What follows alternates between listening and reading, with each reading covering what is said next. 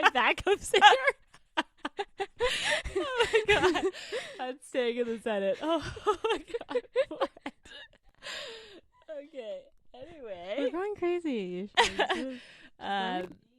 It is Spooky October. Spooky. So this book is I suggested for Spooky October. Also, okay, wait, backtrack. My name's Ayesha. I'm one half of this podcast. My name's Lexi. I'm the other half of this podcast. We might now continue. Spooky October. I recommended this book. It is Satan's Affair. I don't know why I keep spelling it wrong, but I do. Satan's Affair by H.D. Carlton. It is a dark romance. A legit dark romance. Yes. Like, if you're not a dark romance fan, I would not read this. I mean, like, I guess compared to the one we're doing in November. Yeah, we're doing Sinner's Duet in November. Anyway, we're not even gonna get into it. I would consider it dark romance. I would say this is very much a dark romance.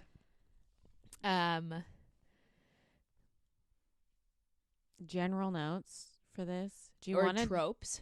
Tropes? I put dark romance, obviously. Yep. Reverse harem. Yep. And I put stabby heroine. I put murderous women as well. So, yeah. I put carnival because I feel like that's like carnival scenes are kind of like a trope. And then just like Halloween, because the whole point of the fair is that it's like a Halloween themed fair that travels. My problem is, so does it only happen? I It think only travels in, because it doesn't explicitly say this happens on Halloween. Because I was just like, does she only murder people in the month of October? And what does she do for the rest of the year? It's like a haunted fair, and it's supposed to be like, it's like these scary movies in the summer. The fair itself is supposed to be like a scary fair.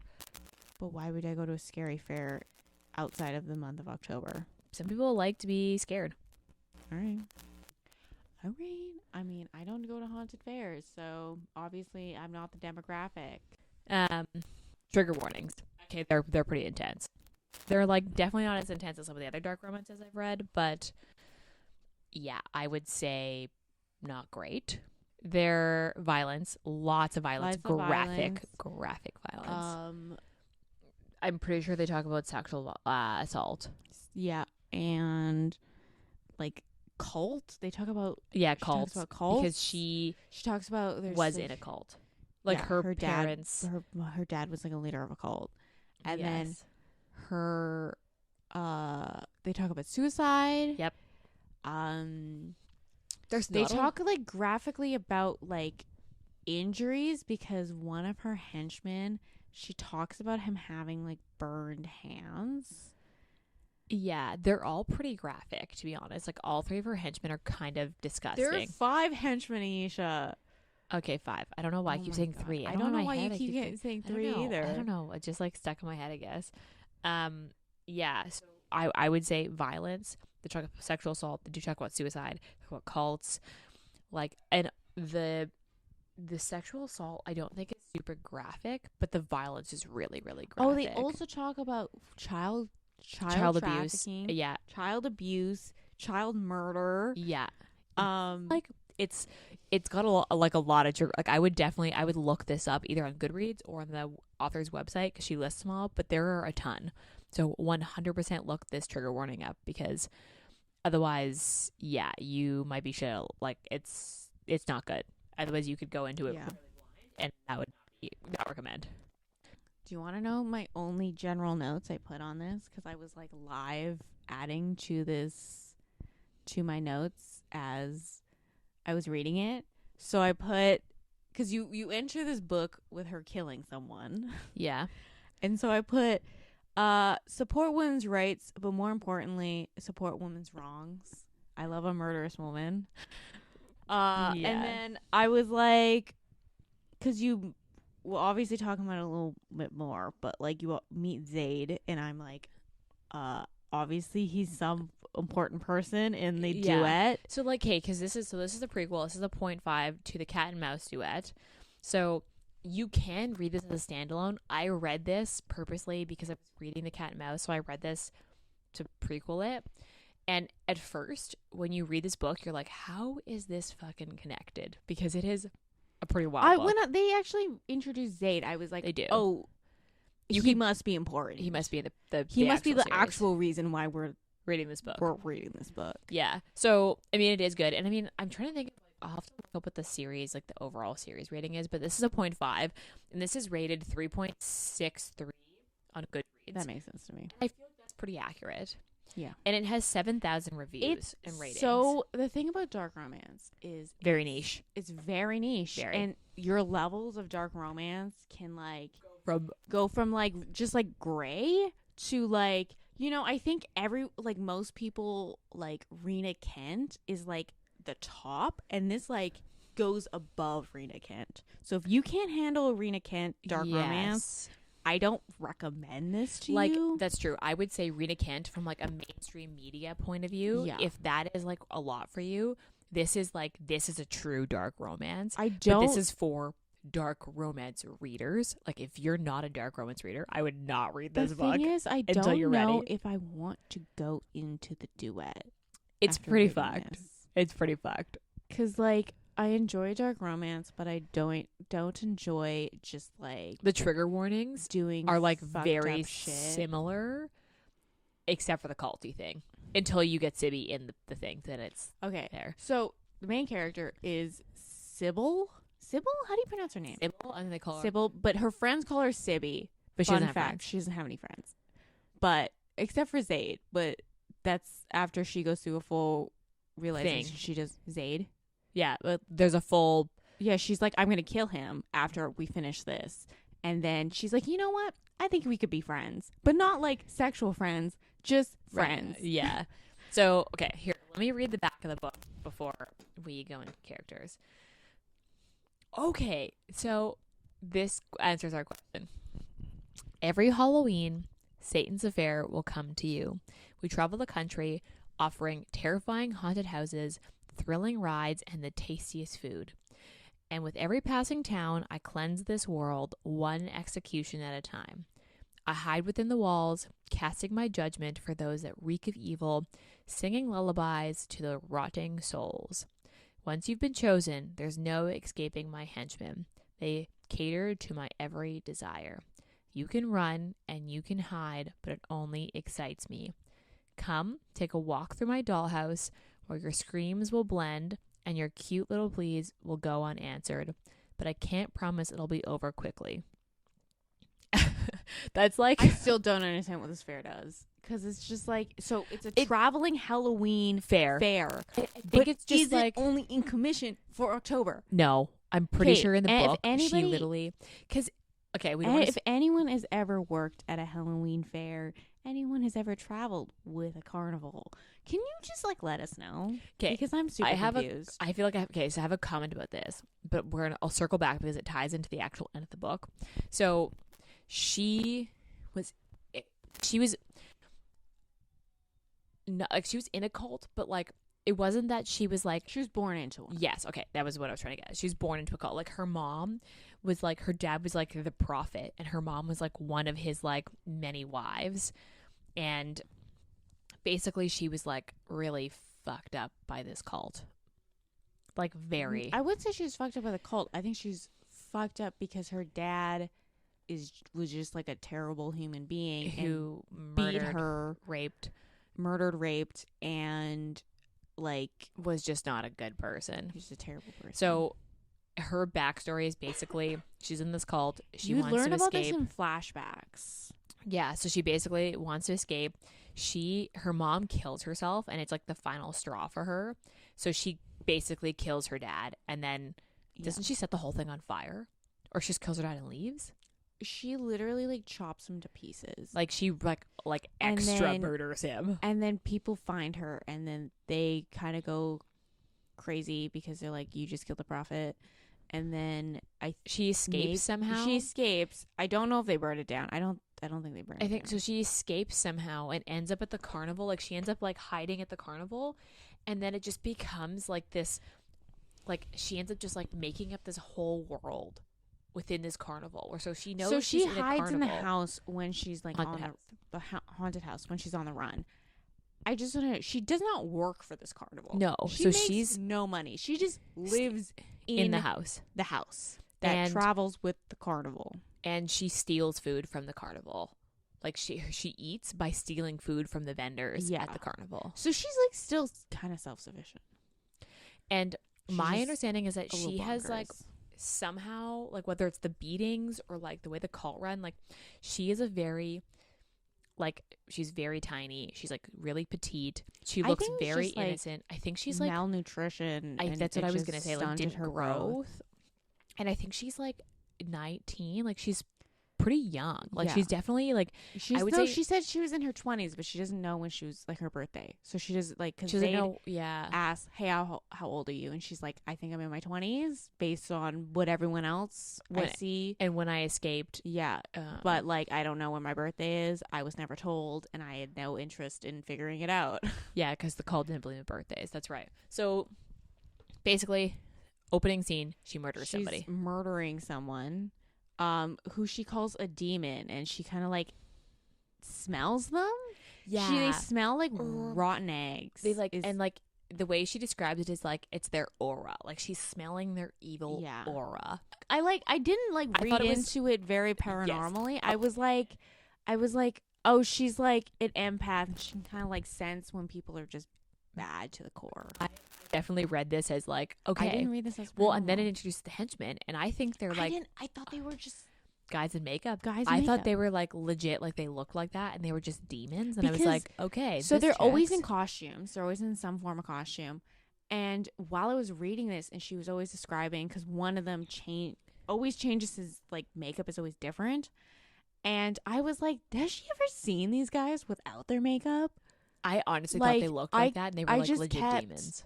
I just kept thinking, what do they look like without their makeup? Does 'Cause she some of ever them are see like- them? Like, one of them is like hollowed. Like his stomach is like He's like he has. like, she just- describes him as having an eating disorder. like he basically Like she's is like just he must be like bulimic. He doesn't like eating because he doesn't like things in his mouth. And I was like, the wild thing is, all these henchmen have like she Weird has things. this like backstory for for all them. of them. Yeah. And I'm like, that's why I was like, oh, is this like band of misfits that just get Yes. together? Oh, to that's murder what I thought people? too. I 100% thought. But I they didn't Were, read it as paranormal. I just read it I read as it- like these were just I was like, okay, because so I thought they worked for the fair, and she was the only one that didn't work for the fair. okay, that's also what I got too. Is that like they were basically like in this fair, and that she was the only one that was like Yeah, not and then working. She found them because she was, Yeah, and they just like or they found her. they found her, and they like basically just like created this like weird little family. Little harem. And like they're all like like the one that I keep thinking about, she basically describes like imagine a skeleton and just covered in skin.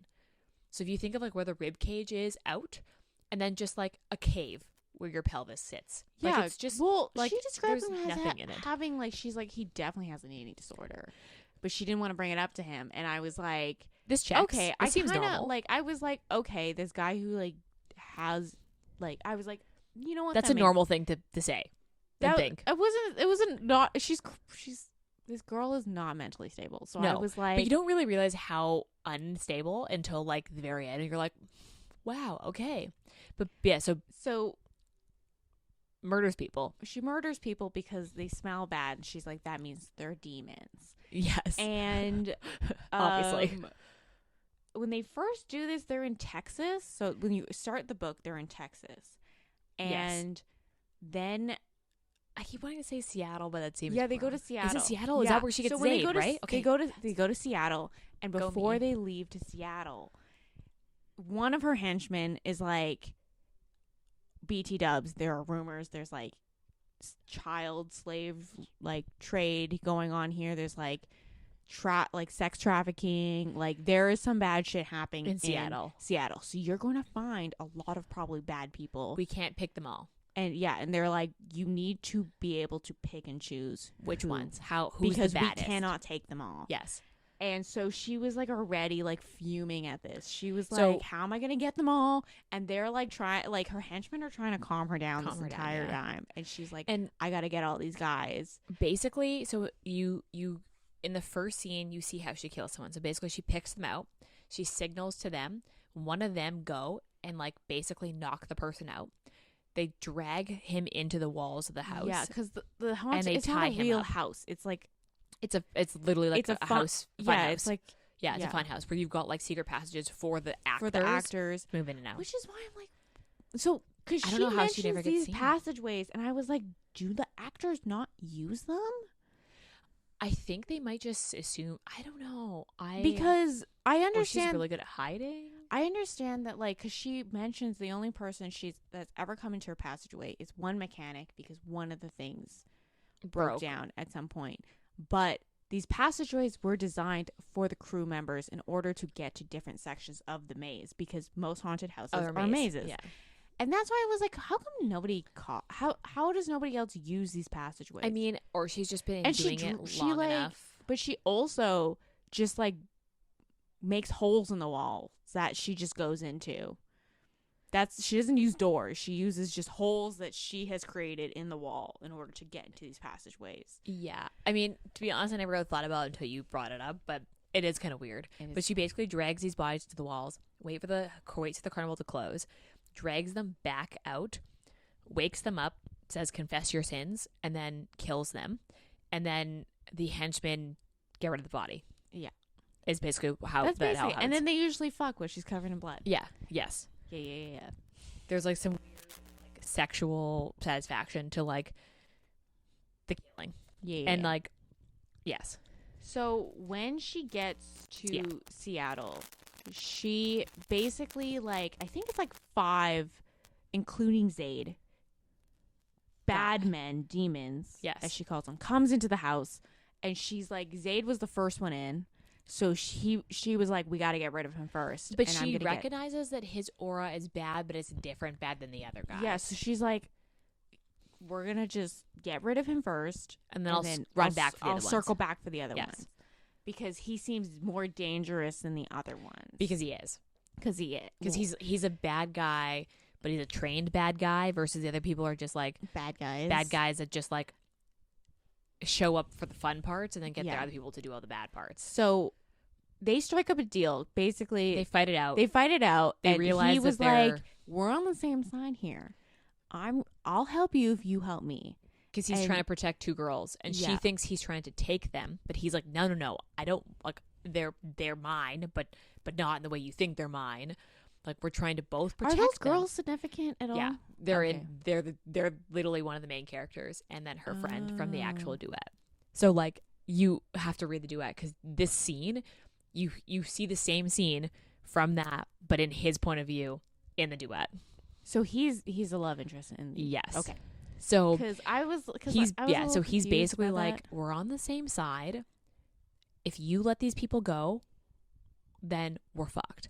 Let's both catch the bad guys, the real bad guys, and then we'll circle back to whatever fucked up thing this is. And in her head, she's later. like, okay, you know what? I could use his help, but I'm still going to kill him. Yes. So she's like, like, I'm going to murder everybody. And she's basically like, I'm going to trick him and still kill him, but like, let's just use him for now. So they round up the bad guys, put them in the walls, and he's like, I'll be back at this time and we'll deal with them. And she's like, perfect, see you later. He's like coming to this realization that she's not super mentally stable, and she's legitimately a psycho. Yeah. So he kind of is like, okay, I'm going to use her because she needs some form of release from this.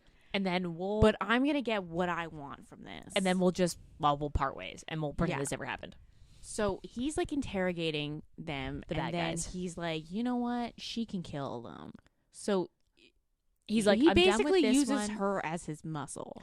Yeah, he's like, I'm done with this one. Have fun. And she's like, basically like imagine like spider monkeying. Like she like literally jumps on the guy and just starts stabbing. And he's like, okay, so you need to tone it down because if you freak them all out, I'm not gonna be able to ask them questions. So just hold on for a second. And she's like literally got an eyeball like dripping off her knife. Oh yeah, and they fling it at another one. Yeah, and like everyone starts puking, and he's like, oh god. He's like, okay, I did not think this was going to escalate so quickly. Because she's like legitimate, and she's like starting to get horny, and he's like, this is fucked up. He like powers through. They interrogate. And then she was like, we can get rid of the bodies. And he was like, no. I'll just get rid of the bodies. Because he doesn't want basically it to come back to him. So he's like, I don't trust anybody but me. So let's load all the bodies in my car. Also, like, so like there's a reveal at the end. But it makes sense why he wouldn't want her to take care of the bodies. But in her head, because you're only reading this from her perspective, she's like, I've got 5 guys to help me. I have 5 dudes to help me. I don't understand. And he's like, well, what do they do with the bodies? And she's like, I have no idea. They just take care of the bodies. And he's like, that's he's not like, gonna no, work thank for you. me. So they are like chatting outside. They loaded all the bodies into his car. And they like strike up a friendship, basically. Yeah, and from she's this. Yeah. A weird fucked like up. I think it's like he respects what she does, but realizes that she's a little psycho. She's a little like, it's a little too much. Yeah. And he's like, we'll be friends. And in her head, she's like, my first friend. He wants to be friends with me, and he can be part of our little family, but not in like a sexual way. He'll just be there for friendship. He won't be there for like sex. Yeah. And he's like, okay, so this is weird, but sure. Yeah. Yeah. We're and friends. then I don't know how the cops show up. I don't know either. That was still a question. And you do get the answer for that in the duet. Okay, can you just tell me that? Basically, the evil person, like the top evil person that's running the trafficking, calls the police. Okay. So then he gets in his car because he's like, I've got fucking bodies in this car. I need to go. And he's like, get in the car. And she's like, but I can't leave my henchmen. I hated when she was calling them henchmen. I was like, just call them your men. Yeah, so but she was like, I can't leave my henchmen. And he's like, what the fuck is wrong with you? Get in the car. She's like, no, I can't. And he's like, get in the car. They'll find you later. Like, I don't know. And she's like, oh, I can't. And he's like, oh, I gotta go. Like, we can't. She's like, I'll meet up with you later somehow. Yeah, she's basically like, it'll be fine. So he takes off. He's like, I've got like fucking like 4 bodies in his car. Yeah. And leaves her. So she's like, I'm gonna hide back in the thing. But the cops have already seen her. So they start to like run into the dollhouse to find her. She ends up getting into a cop car. Yeah, because they leave their keys in the ignition, which is a thing. Yeah, always which confused is me. A thing. I'm not a cop. All the henchmen pile into her car. So they all pile. Yeah, they all pile in the car, and they start a car chase. And like the one that's driving is freaking out because he's like never driven before. He's like, I've never been in a car chase. Everyone's going a little crazy here, and then the car ends up flipping. Yes. And like we only realize that she's the only one that gets caught. So like she thinks, oh, her henchmen all got away, and she's the only one that got arrested. So yeah, she ends up like they like literally strap her to like a paramedic table. Yeah, because she starts being like, where are my men? Where are my henchmen? Yeah, and she's like been in a car flip. Yeah, and she's a psycho. So they're like literally. And I don't think she was thinking of putting a seatbelt on. No. So then you basically. So that's like the end of the book. That is like end of book. The book end being like, shipped off to the hospital and basically being arrested. Yeah. Then you get the epilogue. And the next part of the book is basically like. I was like, plot twist. So at the end, you get like 1 chapter and it's her in an asylum. No, she's in prison. She's not in an asylum yet. I thought she was like. In where it was like a prison for the mentally unstable. No, because they wanted her to plead guilty. Guilty because she's mentally unfit. Not unfit. No, but like mentally not responsible.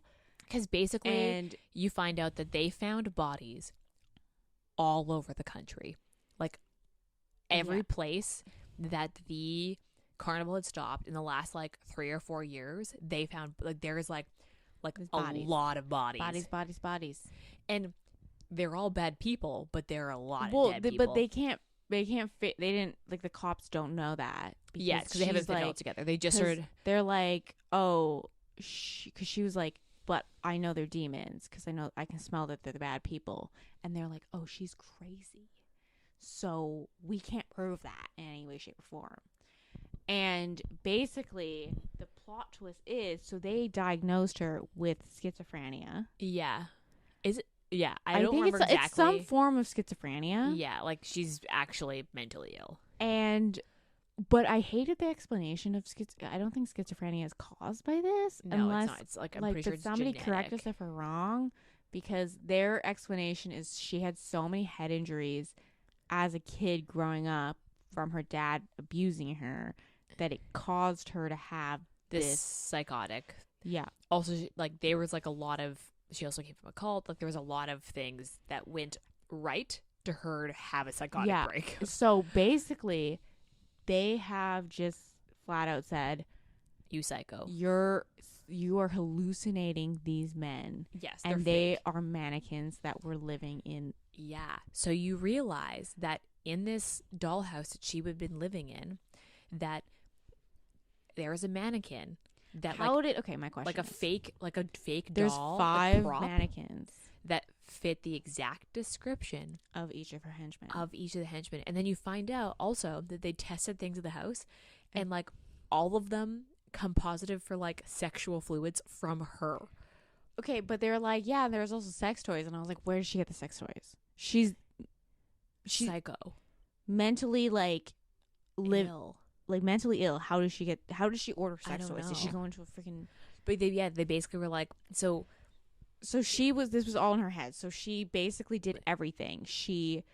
Every time she would hand something off to the henchman, it was her doing it, but she just blocked that out and pretended like it was someone else, and pretended it was a completely other person. She would catch the people, she'd drag them into the wall, she'd murder them. She's tiny. She'd drag them out. She'd bury them, and she's this tiny, like, described as a really tiny human being.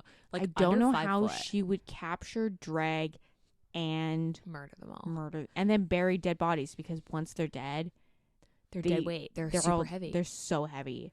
So yeah, you would assume so. So basically, they're like, yeah, it's all fake. And she's like, no, you're lying. And then she's like, no, it's all in your head. And literally the end scene is her in a counseling session. And they're like, yeah, it's all fake. And she's like, basically debating whether to kill the counselor. Because it also revealed she stopped taking her meds. She's been hiding. And then suddenly she starts hearing her henchmen, and she's like, maybe I am crazy.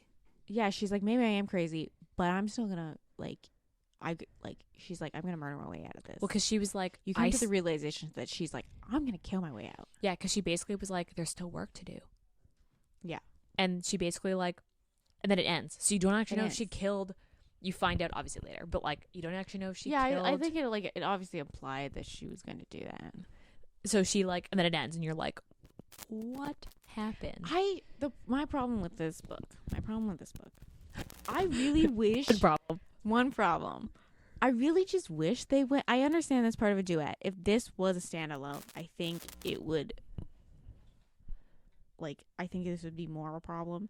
I just really wish they went full in with these were actual people, instead of it's all in her head. She's psycho. Crazy. I mean, the thing is, and I understand this is a duet. I understand she's in the she is in the duet. She's in the second and book. I understand that's part of her character in the duet, but there is a lot of fans of the duet want a Sibby book, because there's that's why I was like, are you sure she didn't write this book after the duet? No, because people were like, Sibby, I want to know more about Sibby.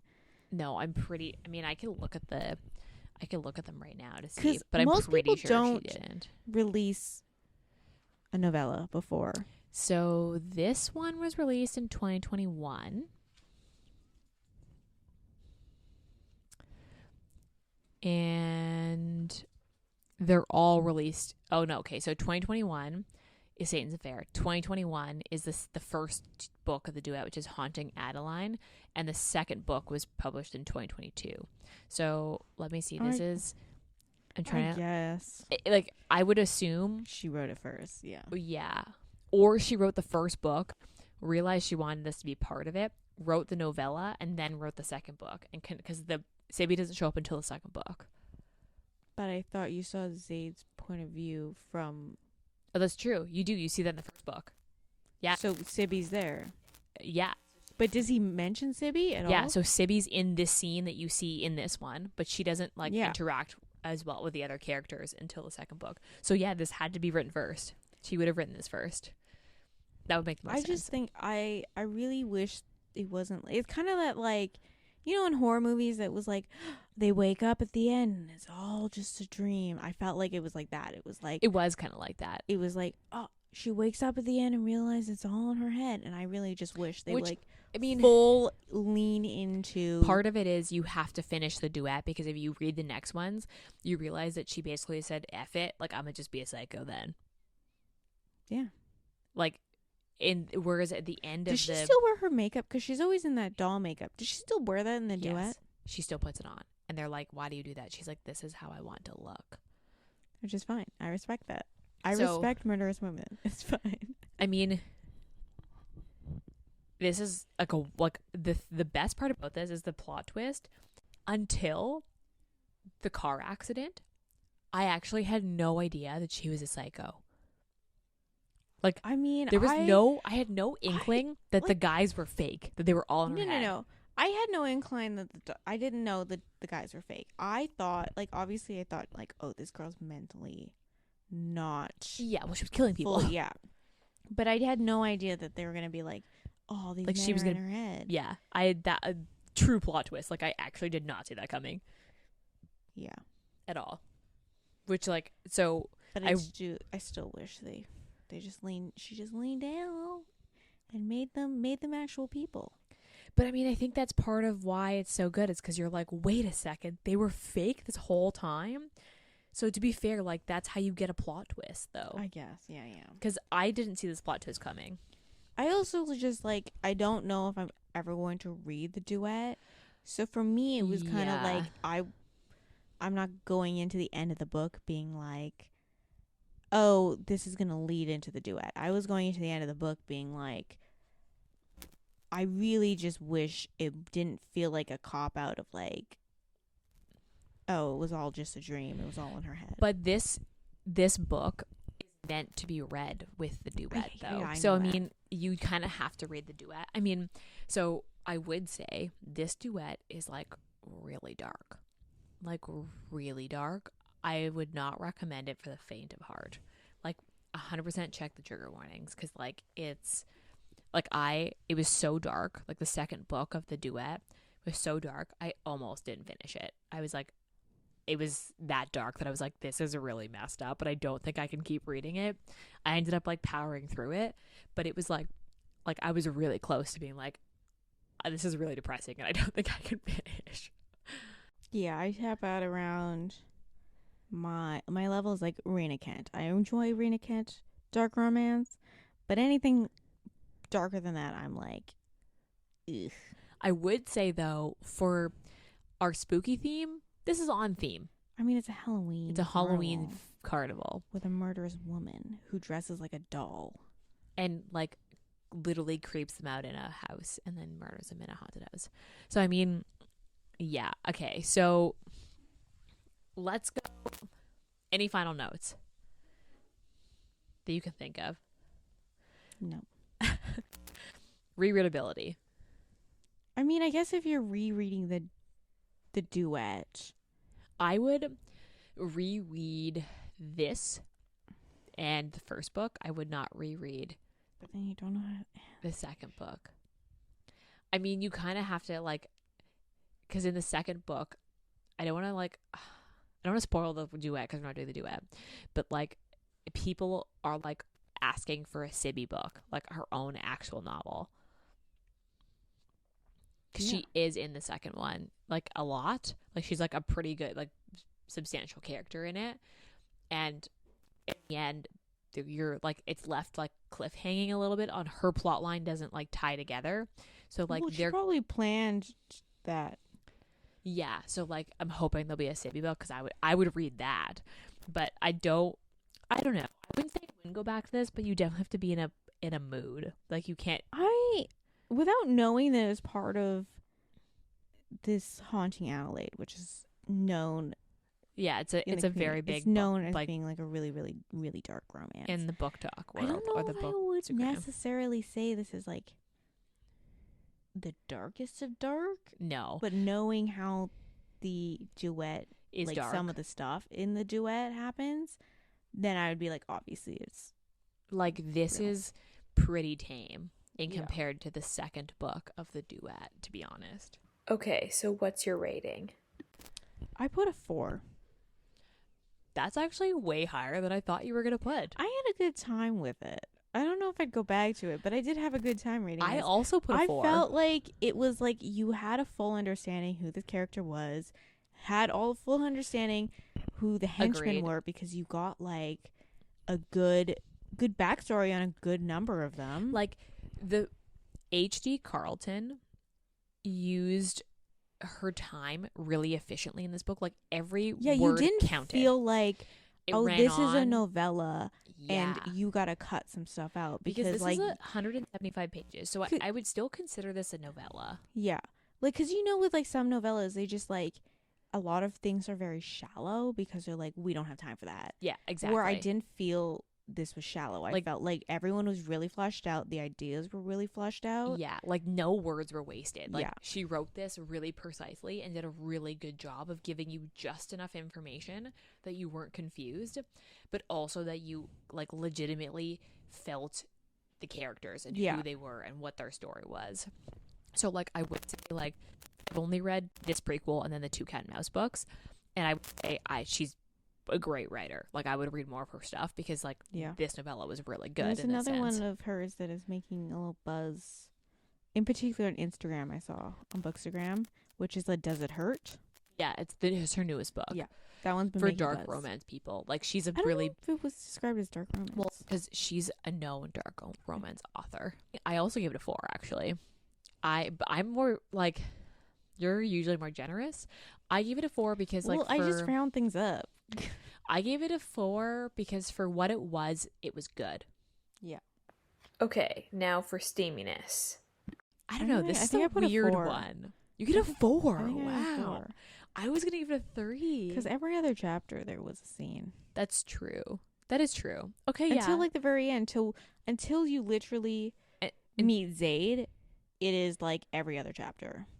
And I would say the Zades have happened in the last 75 pages. Like the first 100 pages are like interesting. Yeah. Okay. I would say I would round up to a 4 then. If you think it's a 4, I think it's a 3. I would round our rating up collectively to a 4. Yeah. Would you recommend this? No.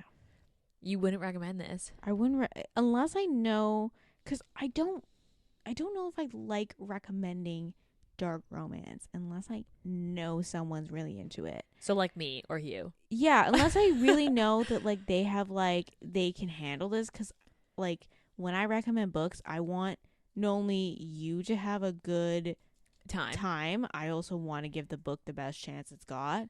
And if I Yeah. know You don't that have to this is something that yeah. you're going to like take, oh, Lexi like dislike. Lexi has terrible taste in books.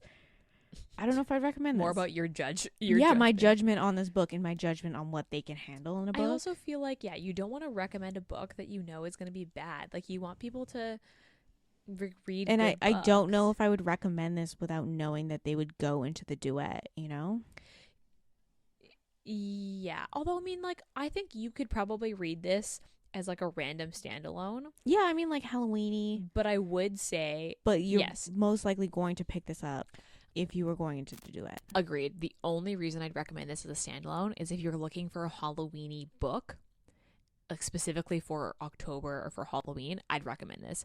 Otherwise, I'd only recommend it to someone who likes true dark romance. But I mean, at the same time, you could read the Cat and Mouse Duet. Without reading this, and you wouldn't be super lost, but you get a lot more if you've read this. Like you like Sibby more after have reading the prequel before reading the series. Yeah. I didn't mind she kind of annoyed me at some parts, in particular when she just referred to her mom and dad as mommy and daddy. I was just But like you could tell, like But I there always- was like a psychological. I always find that But so there. cringy when people do that as like adults, as full adults. But I'm I like, think they did that on purpose. Because I know they did that on purpose because they wanted to indicate like hey, how she's not super mentally stable. and how psychologically and physically stunted she is. Yeah. And also, it was also a good indication of like, oh, some should happen with her parents. Yeah, in some way, agreed. shape, or form. Because you actually get more of her story in the Cat Mouse Duet because Zade Looks into her. yeah, because he realized she gets caught and he's like, oh fuck, and then he realizes how fucked up she is and he's like, wow. And then like when they cross paths, So do I have to wait if I read the first book and just like it does hang on a cliffhanger in the second book, so you like, 'cause I mean, I was could tell you if what I happens just read the first book and then skimmied the second book. you probably could do that and it'd be fine. Like I could tell you where to stop and start, and then They you'd should be have fine. that. If like, I'm gonna look into this. I want to see if she has that on her website because I understand that she'll probably be like only people who like dark trigger romance, warnings will be on it. but because some people do that on like if you're watching a YouTube video, they're like, hey, I'm gonna be talking about this. If you don't want to hear it, skip to this. Mm-hmm. I want to see if she does that. I mean, we could always do the Cat and Mouse Duet and then write these down for you guys if you're interested. If you're a dark romance reader and you would like or you want to be into dark romance and you'd like that, hit us up. Tell us you're interested, because I don't know if we do that unless we actually have people who want that. Overall, I feel like we gave this a really good review. Yeah, And I think it's because also the author did a really, like, the had a writing good was time. really good. I had a decent time with this book. So, moral of the story, pick this book up. If you're looking for a spooky book, some Halloween, this would be it. Or dark romance, this is it. That's all I have on this book. Do you have any final parting words? No, I don't think so. All right. Well then, rate and review us, subscribe. Don't forget to follow us on Instagram. Come find us, chat us up. We love hearing. And send us your recommendations, because we're looking for Christmas recommendations right now, or holiday themed recommendations right now. Otherwise, we'll see you next week. Bye.